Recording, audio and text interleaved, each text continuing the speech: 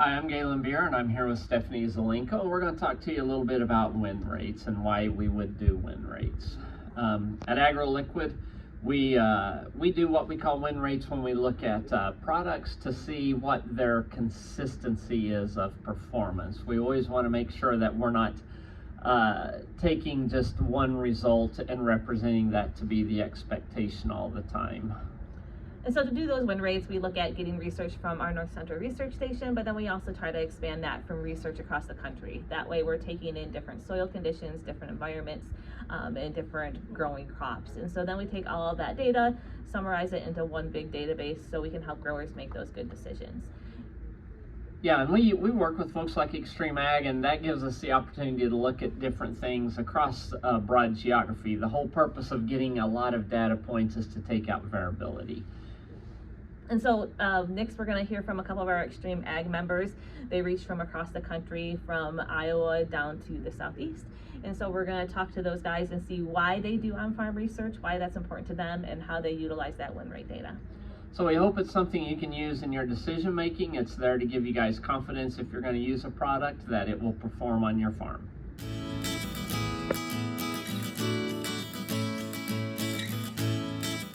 So at my farm, the reason that I do on-farm research, so I guess I'm kind of an exception to the rule. I've been doing this for years. It's probably one of the reasons that they pulled me into Extreme Ag. So I take a big percentage of our farms and I roll it into on-farm research, because what the neighbor does is very, very different. His program, even though he's successful, he's very different than what I am in my program. So I need to find out those niches and those things that kind of, it facilitates my program, not the neighbor's program. That's why I do so much on-farm research. My ground is so indifferent and it's so variable. I need to do research in multiple locations in multiple areas, not just dry land and irrigated, low-lying ground, high production ground, in the middle ground. So I probably do a little bit more than normal, but you just don't know if you don't know.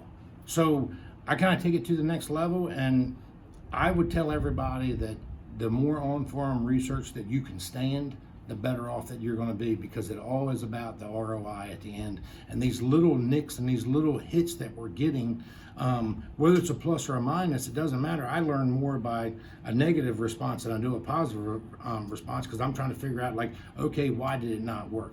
I've been asked that question many times.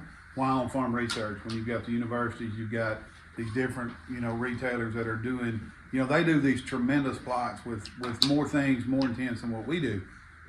We're going to do things different than the guy that's our neighbor. I mean, even though we're side by side, farming ground side by side, theoretically and for sure, we're going to do things that are different than he does. Whether it's a different sprayer, different gallons per acre, different timing. If I'm a week earlier than he is on the same input, so we need to see what works for us. And not to say that these folks don't do a great job, but that is a starting point. From a crew of where you're buying product from, or all the way down to the researchers part of it from extension. But when you get that starting point from them, then you can take it onto your farm and take it down to where you need it to be. That's exactly right. So a win rate, in my opinion, if you've got a product and it wins 70% of the time, Yep. that's 30% of the time it's not going to win. That's a pretty good deal, but you got to figure out your tolerance on your own farm. But if the win rate's 70% and the economic value is 30%, you're still going to look at that a little funny. It ain't all about the bushels; it's about the ROI at the end, or the net profit at the end. So you can have a high win rate bushel-wise, which you want on your NCGA. Yeah. But on your normal production, if it's 30% economic win rate, probably not going to use it. It's not going to fit in the whole program. No. Because we're still talking about the overall farm average. Right. That's what we take to the bank.